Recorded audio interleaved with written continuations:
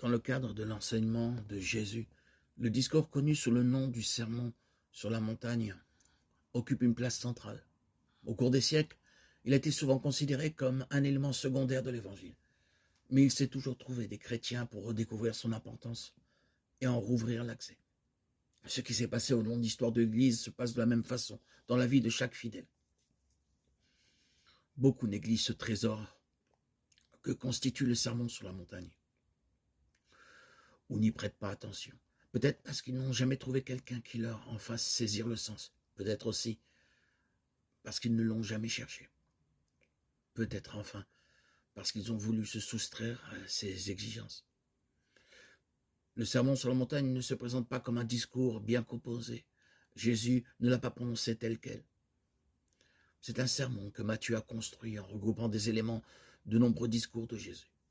Il y va de l'annonce de l'Évangile, de l'appel à la foi et aussi de la réponse que cette foi exige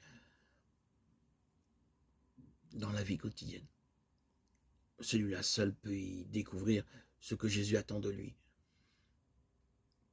et le but qu'il veut lui faire atteindre, qui s'y engage non seulement avec son intelligence mais avec son cœur. En un mot, celui qui réalise la parole de Jésus dans sa vie de chaque jour, celui qui se sait appelé par Jésus et qui est décidé à le suivre, doit d'abord être convaincu qu'il se lance dans une aventure dont il ne voit pas au point de départ jusqu'où elle le mènera. Nous pourrions en trouver confirmation dans la vie des saints.